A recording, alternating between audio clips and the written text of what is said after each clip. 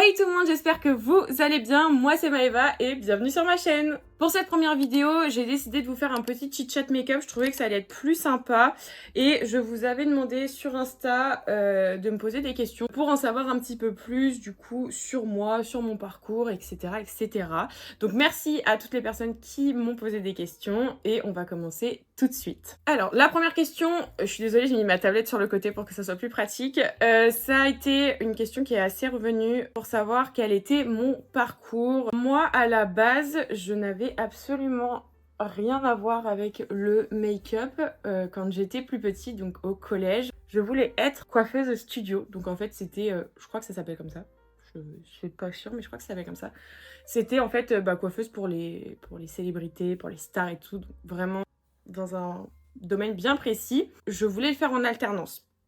Sauf que trouver une alternance, c'est hyper compliqué. Et donc, j'ai jamais réussi à trouver après maintes et maintes recherches. Quand j'avais été voir ma conseillère d'orientation, elle m'avait conseillé de faire un bac pro commerce, puisque quand vous êtes dans la coiffure, vous vendez également des produits. C'est ce qu'elle m'avait conseillé de faire. Et je m'étais dit, de toute façon, foutu pour foutu, autant y aller. Donc j'ai fait un bac pro commerce que j'ai obtenu. Et du coup, pour continuer, parce que un bac pro à l'heure actuelle ça paye pas malheureusement, pour continuer en fait dans cette même lancée, j'ai fait un BTS MCO, anciennement MUC, donc management commercial opérationnel, que j'ai obtenu également. C'est 2 ans d'études on va dire en BTS.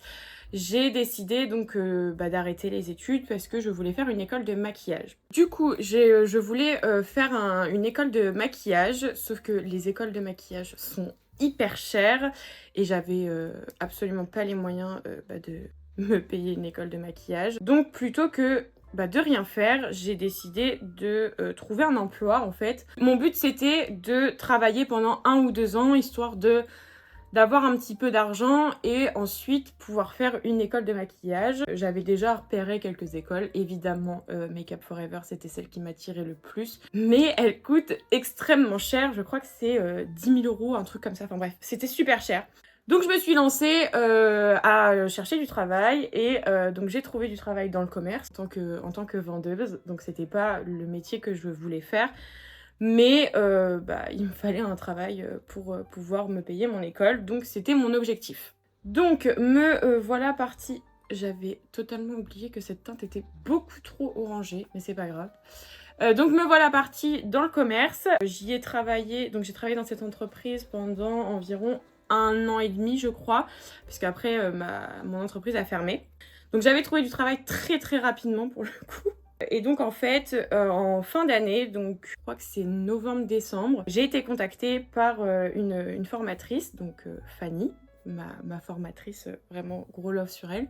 J'ai fait un cœur hyper moche, je suis désolée. Elle m'a contactée du coup et qui m'a proposé sa formation. Donc on en vient à la question 2, ça va être hyper long cette vidéo, qui me demande comment es-tu devenue MUA, donc make-up artiste. As-tu été en école de maquillage? T'as fait quoi comme étude pour devenir maquilleuse pro? Donc je les ai regroupées dans une seule et même catégorie parce que c'était la même chose. Me voilà à avoir eu un contact avec cette fameuse Fanny. Moi il faut savoir que tout ce qui est un peu sur internet, je suis pas très fan. Parce que il y a toujours des arnaques, on sait jamais et tout. Elle a été genre tellement mais adorable, genre je vous jure c'est la meilleure formatrice de toute ma life, vraiment. On a un peu échangé ensemble et donc me voilà partie pour faire sa formation. Donc la formation était censée en tout cas durer 4 mois et moi elle a pris beaucoup plus de temps que ça parce que en fait je continuais mon travail et en même temps je faisais du coup ma formation. Donc c'était hyper compliqué de faire les deux. En tout cas, au début, je m'en sentais capable, mais au fur et à mesure où ça s'intensifiait, je voyais que j'allais pas m'en sortir, quoi. Donc au lieu de faire 4 mois, j'ai fait 1 an. Vraiment, c'est énorme. Pour le coup, elle a été hyper conciliante. Enfin, vraiment, ça a été un amour. Donc je la remercierai jamais assez pour ça. Mon entreprise a fermé donc en février dernier. Du coup, je me suis retrouvée au chômage. Et quand vous êtes au chômage, vous vous posez 1 milliard de questions. En sachant que moi, j'en avais déjà un peu parlé à mon supérieur en disant que voilà, je ne sais pas ce que je voulais faire j'avais pas envie de rester dans le commerce toute ma vie, que moi mon but c'était vraiment de devenir maquilleuse pro, et c'était écrit dans mon CV, enfin ils savaient sur quoi ils tombaient en m'embauchant quoi. Donc quand mon entreprise a fermé, évidemment je me suis retrouvée sans rien, et puis du coup j'avais deux solutions, ou je me lançais, ou j'essayais de trouver quelque chose d'autre. Donc j'en ai profité du coup pour ouvrir ma société, pour devenir vraiment totalement maquilleuse pro, en sachant que du coup, entre-temps, je faisais quand même ma formation. Donc je suis devenue officiellement auto-entrepreneuse, donc en tant que maquilleuse professionnelle. En sachant que donc la formation que du coup Fanny propose, c'est un diplôme qui n'est en fait, c'est une certification, c'est un diplôme, je sais plus. Mais c'est un diplôme qui n'est pas reconnu par l'État, donc voilà, sachez-le. C'est pas écrit noir sur blanc maquilleuse professionnelle, c'est écrit conseillère en images. Donc vous pouvez exercer la fonction de maquilleuse pro, c'est juste que en fait à la place que ça soit écrit maquilleuse professionnelle, donc un diplôme reconnu, et c'est écrit conseillère en images. Si je me trompe pas, normalement c'est ça. Désolée si je me trompe, mais normalement c'est ça. Et donc voilà, donc le 24 février 2023, je suis devenue officiellement maquilleuse professionnelle, auto-entrepreneuse. Donc voilà, j'ai ma société qui s'appelle MC Mua. Donc voilà, si jamais vous voulez, je me fais de la pub en même temps, mais si jamais vous vous mariez ou que vous avez un événement type anniversaire, soirée ou quoi que ce soit, n'hésitez pas, je suis là. Mais du coup, voilà un petit peu comment je suis devenue maquilleuse pro. Donc vous pouvez toutes et tous le faire, juste trouver une bonne personne. N'ayez pas peur, moi j'avais hyper peur, je vous jure, quand elle m'a proposé sa formation, genre c'était hyper alléchant, vraiment, ça donnait trop envie et tout. Mais genre moi j'étais là, mais ouais, mais bon, c'est quand même une somme à dépenser quoi. Et elle en plus, elle avait fait... je vous retrace toute sa vie, vraiment, c'est n'importe quoi, je suis fan d'elle. C'est mon inspiration au quotidien. Elle a fait l'école Make Up Forever et elle en a été assez déçue. Et bref, vraiment, il faut tomber sur une bonne formatrice ou un bon formateur, ça je vais pas vous mentir, parce que ça y joue vachement, puis il y a beaucoup d'arnaques maintenant. Mais si vous tombez sur une bonne personne, je vous jure qu'elle peut vous emmener loin. Moi, à l'heure actuelle, donc là, ça fait plus d'un an que du coup, je ne suis plus sa formation. Et je lui envoie encore des messages très régulièrement pour qu'elle me conseille sur certaines choses. J'ai vraiment besoin d'elle dans ma vie. Donc si demain on était amené à ne plus se parler, je crois que je serais un peu perdue quand même. Parce que j'ai vraiment besoin d'elle. Moi, c'est vraiment quelqu'un qui m'a énormément aidée. Et je la remercierai jamais assez. Enfin, de toute façon, je la remercie vraiment presque tous les jours. Donc voilà, encore une fois, merci Fanny d'être dans ma vie. Donc voilà un petit peu mon parcours. En ce moment, je suis une formation pour développer un peu mes réseaux sociaux. Donc surtout Insta. Enfin, c'est une formation qui est vraiment basée sur Insta. Je pense que vous pouvez utiliser aussi sur d'autres plateformes. Et pour le moment, ça me plaît pas mal. Du coup, voilà un petit peu tous les diplômes ou tout le parcours que j'ai pu faire au cours de ma très longue existence. Ensuite, on m'a demandé depuis quand te maquilles-tu? Alors, officiellement, je dirais depuis 2018, parce que c'est là où j'ai ouvert mon compte Insta. J'avais très peur d'ouvrir mon compte Insta, mais je l'ai fait, je me suis lancée. Mais officieusement, je dirais 2017, mais je suis pas réellement sûre parce que maquiller c'était un bien grand mot. Il faut savoir que mes parents, surtout ma maman ne se maquille absolument pas. Ma mère est contre le maquillage. Donc ça a toujours été très compliqué de me maquiller quand j'étais plus petite. Donc maquiller, c'était un bien grand mot, à part si vous considérez comme maquillage avec mascara et crayon à sourcils. Bah oui, je me maquillais à ce moment-là. Mais pour aller à l'école, j'avais pas le droit de me maquiller. Donc je dirais que j'ai commencé à me maquiller fin 3e. Donc ouais, je crois que c'est ça. Je devais avoir, je sais même pas, on a quel âge fin 3e? Je devais avoir 16, 15, 16 ans. Non, 16. Je crois 16 ans, un truc comme ça. Et du coup, j'ai commencé à me maquiller les week-ends. Donc, juste mascara et crayon à sourcils. Arrivée au lycée, j'avais le droit. Là, j'avais le droit de mettre du mascara et du crayon à sourcils à l'école, donc au lycée. Et puis, je dirais au milieu du lycée, 2018, du coup, au moment où j'ai réellement ouvert mon compte Insta, là, j'avais vraiment le droit de plus me maquiller. Mes parents avaient enfin accepté que je me maquille vraiment tout le temps, quoi, on va dire. Mais je ne me maquillais uniquement les yeux. Je faisais que ça. J'ai toujours aimé mettre en valeur mes yeux. Donc, je mettais que mes yeux en valeur. En plus, j'ai toujours eu de l'acné. Enfin, depuis toute petite, j'ai de l'acné. Depuis toute petite, c'est un bien grand mot, mais depuis que je suis ado, j'ai de l'acné. J'ai une acné très très sévère, donc tous les traitements, j'avais rien qui fonctionnait. Donc si jamais ça vous intéresse de savoir un peu comment j'ai combattu l'acné, dites-le moi et je vous ferai une petite vidéo. Et l'acné, ouais, ça a beaucoup joué. Et du coup, comme j'avais de l'acné, je laissais énormément ma peau respirer. Je détestais déjà prendre soin de ma peau. Donc les soins, j'en mettais jamais. Parce que j'avais la peau, enfin j'ai la peau grasse du coup, donc c'était hyper compliqué pour moi de me maquiller. Bref, tout ça pour dire, je me suis réellement maquillée qu'à partir de, du coup 2018 j'avais 17 ans, voilà. Donc qu'à partir de 17 ans, où là vraiment vraiment j'avais le droit de me maquiller. Donc voilà, c'est pas hyper récent hein, que je me maquille. Et après c'est au fur et à mesure que je me suis vraiment beaucoup plus améliorée et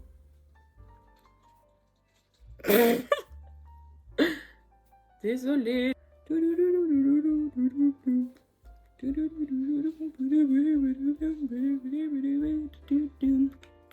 Du coup, je disais, j'ai commencé à me maquiller, on va dire, à mes 17 ans.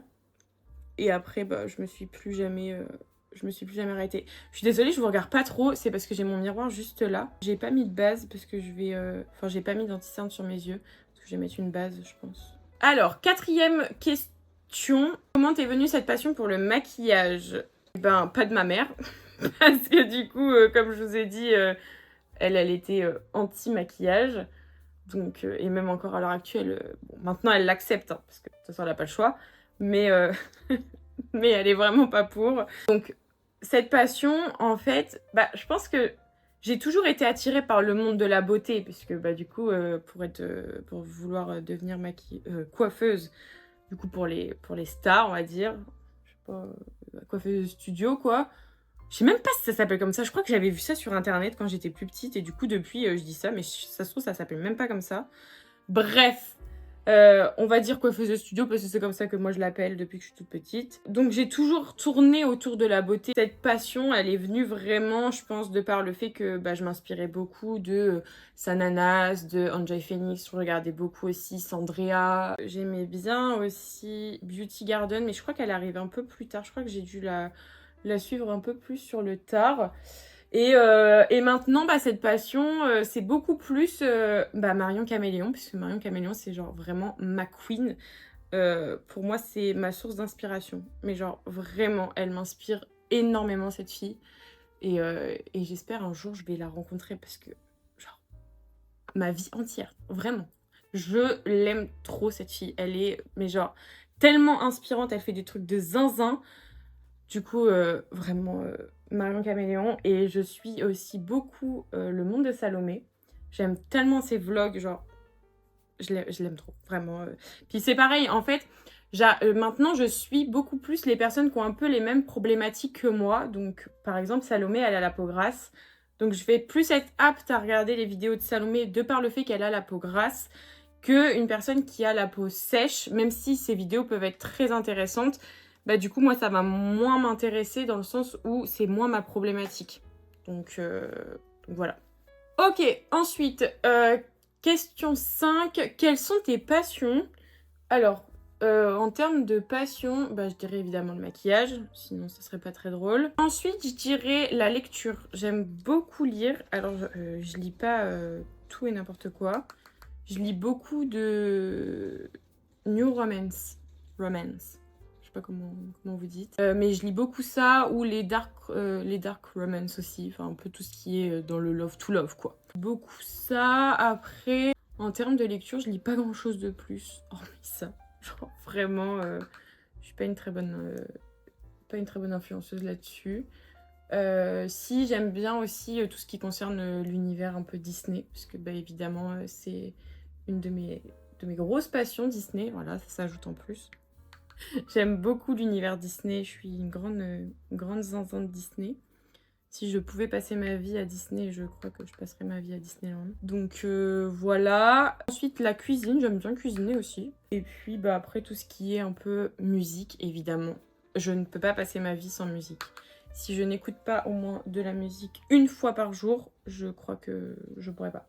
Et puis bah évidemment tout ce qui est photo, un peu la mode aussi, même si je m'habille pas bien. Et ouais, la photo, je m'intéresse de plus en plus aussi à un peu voir comment on fait pour prendre une photo, enfin comment bien la cadrer, des choses comme ça. Donc voilà, ça m'intéresse beaucoup aussi. Ok, question 6, du coup, comment tu as fait pour lancer ton entreprise? Dans ma formation, j'avais une partie... Après, il avait rien celui-là, ok. J'avais une partie entreprise où en fait, bah, du coup, ma formatrice nous donnait tous les tips, vraiment, elle faisait le site, on va dire, sauf qu'elle n'allait pas jusqu'au bout. Elle faisait le site en même temps que nous et du coup, elle nous donnait toutes les astuces pour vraiment bien faire les choses auprès de l'INPI. l'INPI, oui, c'est ça. En tout cas, sachez que lancer son entreprise sur Internet, c'est très facile. Il y a beaucoup d'informations. Moi, vraiment, je suis très contente qu'elle ait fait une vidéo là-dessus parce que toute seule, j'aurais jamais réussi. C'est facile dans le sens où bah, y a quelques clics à faire et puis après, vraiment, l'entreprise, elle est faite, quoi. Il faut juste la réponse de l'INPI et puis après, c'est bon. Mais vous avez plein d'à côté qu'on vous dit pas spécialement. Comme par exemple la RC Pro. Donc c'est une assurance pour les professionnels.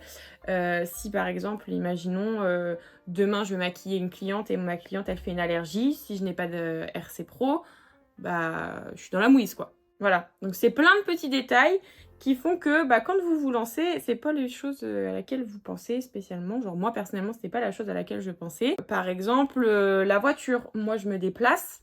Je vais au domicile de mes clientes, bah la voiture, il faut plus que ça soit une assurance perso, il faut que ça soit une assurance pro et perso. Parce que si demain il vous arrive quelque chose et que c'était sur votre lieu de travail, et bah si vous n'avez pas l'assurance pro pour votre voiture, c'est pareil, c'est pour vous. Donc en fait, c'est plein de petits à côté. Bah, il faut quand même avoir un petit peu les moyens. C'est vous qui vous débrouillez tout seul en fait. Il faut que vous sachiez que quand vous vous lancez, il n'y a personne qui va vous dire quoi faire, ni si ce que vous faites c'est bien ou c'est pas bien. C'est vous le faites, après advienne que pourra. Après bah voilà, vous avez beaucoup, enfin il y a énormément de choses. Je ne sais même pas ça m'a pris combien de temps parce que moi vraiment j'ai pris la vidéo de ma formatrice, j'ai fait la même chose. Et si je ne savais pas, je n'allais pas plus loin, je lui ai envoyé un message. Écoute, là je ne comprends pas. Je crois que je l'avais même fait avec mes parents à ce moment-là parce que j'avais tellement peur. Parce qu'on part quand même, là c'est vraiment, c'est pas un petit truc quoi, c'était pas un petit projet, c'était vraiment un vrai de vrai truc quoi. Donc là je pouvais pas faire n'importe quoi. Et du coup je flippais tellement que je crois que j'avais dû alerter toute la population comme quoi il fallait que j'ai quelqu'un avec moi. Enfin genre c'était pas possible que je le fasse toute seule. C'est grâce à du coup ce dossier que vous allez envoyer à l'INPI que eux ils vont vous fournir un numéro de sirette, un numéro de sirène, votre numéro de TVA, vous avez votre code APE, enfin tout ce que en gros bah, les gens peuvent retrouver si jamais bah, ils recherchent votre entreprise quoi. Après une fois que bah, du coup vous avez la réponse, alors ça peut être très tardif comme ça peut être immédiat. Moi j'ai fait ma demande le 24 février. Le 24 février au soir, j'avais déjà mon entreprise du coup qui était ouverte. Donc vraiment ça a été ultra rapide. Après une fois que vous avez votre numéro sirène, bah voilà, vous pouvez déjà exercer quoi. En vrai ça reste simple, mais je trouve quand même qu'il faut avoir quelqu'un qui a déjà fait ce genre de démarche. Parce que moi vraiment toute seule j'aurais jamais réussi à le faire. Enfin moi déjà je suis pas très administratif. Mais voilà, sachez aussi que si vous vous lancez, tout l'administratif, c'est vous qui le faites. Donc après, à part si bah voilà, vous pouvez avoir un comptable, moi à l'heure actuelle, je ne peux pas avoir de comptable. Donc c'est moi qui fais tout. Et puis bah, d'un autre côté aussi, ça me permet aussi de voir un peu l'envers du décor. Après, moi, je m'intéresse beaucoup à tout ça. Même si je suis pas très fan de l'administratif, je trouve quand même qu'il faut s'y intéresser. Du coup, bah, c'est pas hyper dérangeant aussi. Après, quand vous faites vos déclarations tous les mois là sur l'URSSAF, c'est pareil. Je trouve que c'est quand même ultra rapide. En tout cas, pour ma part, je déclare mon chiffre d'affaires tous les mois. C'est ultra simple. Enfin, vraiment, c'est ultra intuitif. Je me souviens que quand je me suis lancée, je crois que le mois d'après où il fallait que je fasse ma déclaration de chiffre d'affaires, j'avais eu une dame qui m'avait appelée pour me demander si du coup j'avais réussi, s'il y avait besoin d'aide et tout. Vraiment, pendant un an, j'ai été vachement aidée. L'URSSAF était hyper présent. Donc voilà. J'en ai juste profité, j'ai mis 2 morceaux de scotch. Tous les produits que j'ai utilisés dans cette vidéo, je vous les mettrai en barre d'infos parce que si je vous montre tous les produits et tout, on va pas s'en sortir. Cette vidéo va être beaucoup trop longue. Déjà, je trouve que je parle beaucoup trop. Mais sorry, je parle trop tout le temps.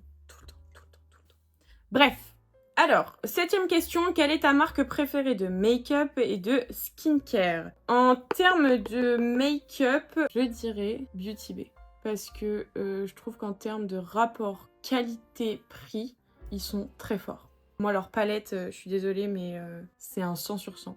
Je vous jure, c'est vraiment mes palettes préférées. C'est même les palettes que j'utilise pour mes clientes parce que je les trouve ultra pigmentées et tout.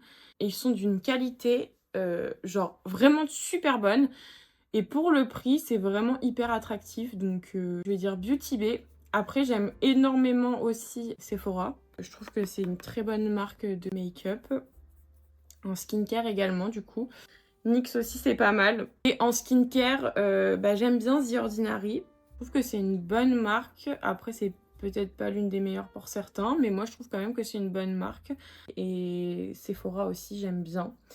Après, j'aime beaucoup aussi Ole Henriksen. C'est vraiment une bonne marque. J'avais testé leur primer et leur crème pour les yeux à la vitamine C. Et je l'avais adoré. C'est vraiment une super bonne marque. Et je sais que ce primer-là, je l'utilisais sur mes clientes et je trouvais que ça sentait super bon et tout. Ça sentait l'orange. Enfin bref, c'était une très bonne marque. Et ce scotch commence à m'énerver, il fait que de se barrer. Après, j'aime bien aussi, alors je sais pas trop, enfin à la base c'est une marque de soins. Herborian, j'aime beaucoup. Ils ont des très bons produits et My Clarins aussi. Donc voilà, un peu les marques de skincare que j'aime bien. Après, j'aimerais beaucoup tester, je sais qu'en ce moment c'est un peu la hype là, les marques coréennes. J'ai une amie qui teste en ce moment les marques coréennes, donc j'attends son gros avis dessus parce que là pour l'instant elle est vraiment en phase test encore. En tout cas, de ce qu'elle a pu me dire, pour le moment, ça a marché plutôt pas mal. Mais ouais, j'ai hâte de tester. J'aimerais bien tester les marques coréennes. J'ai changé mon scotch parce que ça m'énervait. La prochaine question. Quels sont tes futurs projets? As-tu d'autres projets pro ou perso? En termes de projets pro, évidemment, j'aimerais bien avoir mon propre local. Forcément. J'aimerais bien agrandir un petit peu plus mes prestats, ce qui fait que du coup j'aimerais bien voir par exemple une presta, proposer, pardon, je vais y arriver, proposer des prestats ongles et proposer également des prestats coiffure. Ça c'est un de mes projets, après est-ce que ça sera réalisable, j'en sais rien.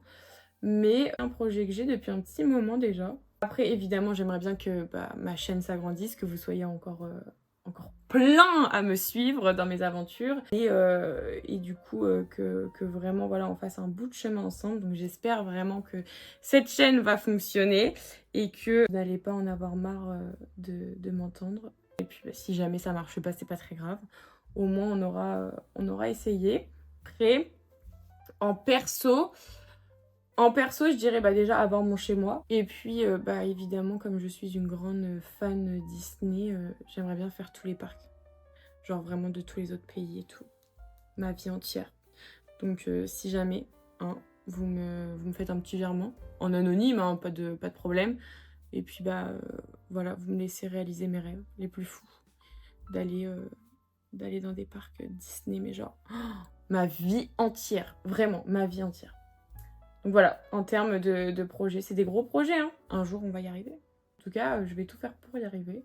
Et je me donnerai toujours les moyens. Du coup, là, on en est à la question 9. Ah oui, je l'ai sélectionnée celle-là parce qu'elle était très drôle. Enfin, très drôle, entre grands guillemets. évidemment, je vous laisserai deviner qui a posé cette question. Donc, question 9, est-ce que tu aimes ton frère? On sait tous que c'est lui qui m'a posé la question. Ça va être le petit moment déclaration, même s'il le sait, il sait déjà tout ce que je pense de lui. Évidemment, c'est pour moi la personne la plus importante de toute ma vie. Genre, vraiment. Mon frère, c'est mon petit frère. On a 4 ans de décalage, pour ceux qui vont me demander. Vraiment, c'est mon binôme. On ne se ressemble absolument pas, mais on est hyper proches et vraiment c'est quelque chose que je souhaite à tout le monde, de bien s'entendre avec son frère ou sa sœur. Et du coup, oui, évidemment, je l'aime très fort d'ailleurs. Et c'est vraiment toute ma vie. C'est mon plus gros soutien, mais genre, c'est grâce à lui un peu que je me lance, hein, très clairement. Parce que c'est lui qui me pousse tout le temps. Et pourtant, il est plus petit que moi. Mais il a une force mentale, genre vraiment de zinzin malade. C'est vraiment une personne qui, peu importe le problème qu'il a, sera toujours là pour vous. Genre vraiment, c'est la personne la plus saine et la plus gentille que je connais de toute ma vie. Genre vraiment, c'est vraiment l'amour de ma vie. Donc voilà. C'est vraiment la personne qui me soutient le plus à l'heure actuelle. C'est vraiment, genre par exemple, je vais mettre un TikTok. Alors vraiment au premier degré, hein, c'est un zinzin. Il va aller le voir. 10 minutes après, il va retourner voir.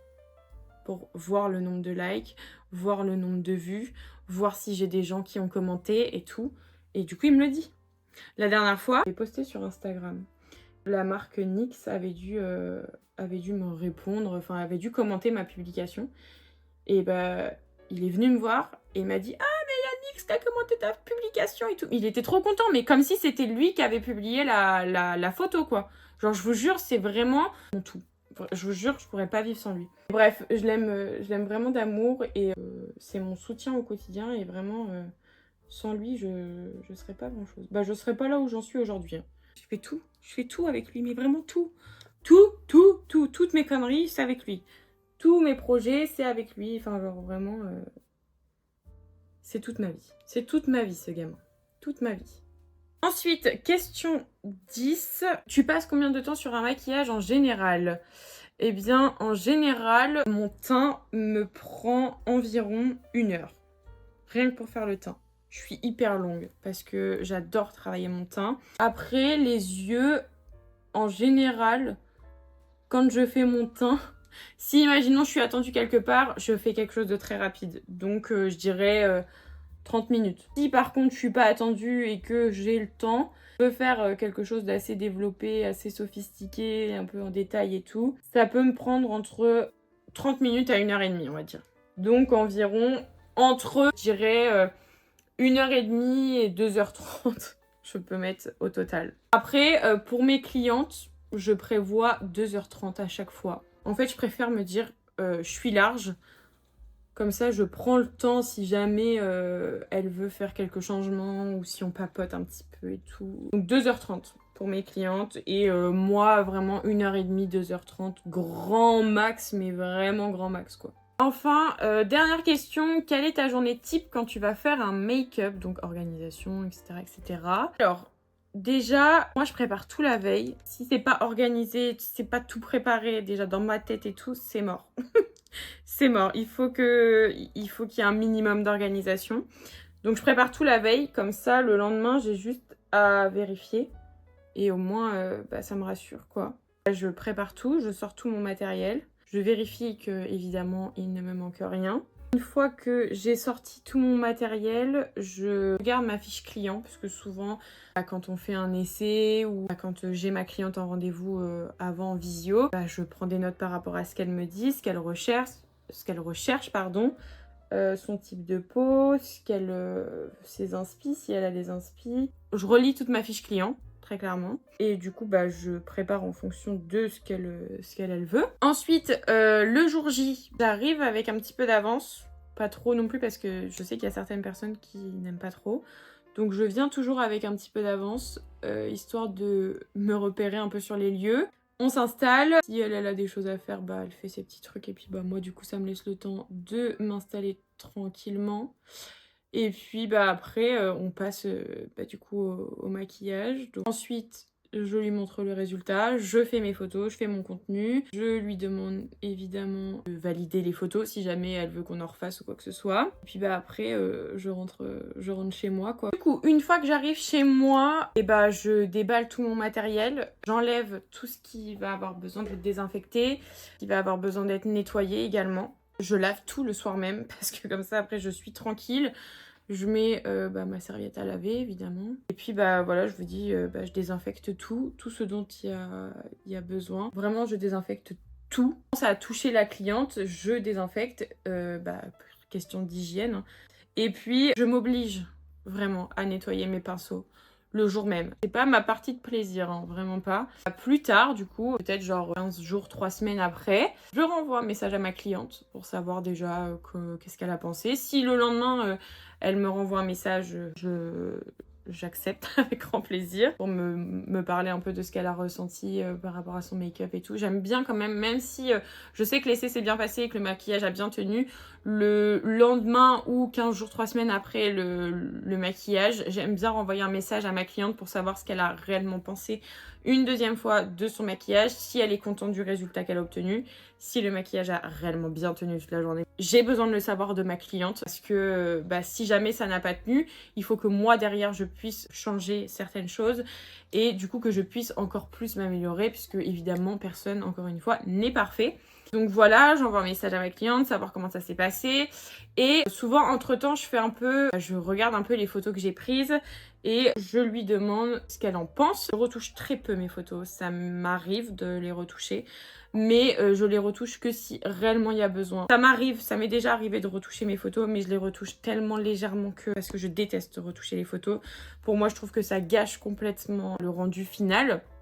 Donc je retouche très peu et puis ensuite au moment où je retouche, j'envoie la photo d'origine et j'envoie du coup la photo retouchée. Puis avant de publier mon contenu, je lui montre ce que je vais publier. Je lui demande du coup si elle est ok avec ça. C'est quelque chose que je préfère faire parce que je trouve que ça met plus en confiance la cliente. Et ah oui aussi, le jour J, une fois que le maquillage est terminé, que vraiment tout est fait, qu'elle est contente, elle est satisfaite et tout, moi je lui offre un kit de retouche. Je trouve que c'est la petite touche personnalisée qui fait toujours plaisir. Comme ça, si jamais il y a une petite retouche à faire dans la journée, eh bien elle peut le faire sans moi. Voilà, je trouve que c'est quand même important de le préciser et de le dire. Et normalement, une fois que tout ça c'est fait, après, si la cliente veut revenir vers moi, eh bien elle revient vers moi. Moi, de temps en temps, je sais que j'envoie des messages à mes clientes pour savoir un petit peu comment elles vont et pour leur dire je suis toujours là si jamais vous avez besoin pour quelque chose d'autre, que ce soit un anniversaire, un autre mariage en tant qu'invité, ou peu importe, voilà, au cas où, moi je suis là si jamais il y a besoin. Voilà pour toutes les questions. Voilà donc pour cette première vidéo, j'espère qu'elle vous aura plu. N'hésitez pas à me dire en commentaire ce que vous en avez pensé. Si jamais vous avez des idées de contenu, de ce que vous aimeriez voir sur la chaîne, je vous attends dans les commentaires. Moi en attendant, je vous fais plein de gros bisous et je vous dis à la prochaine pour de nouvelles aventures. Bye!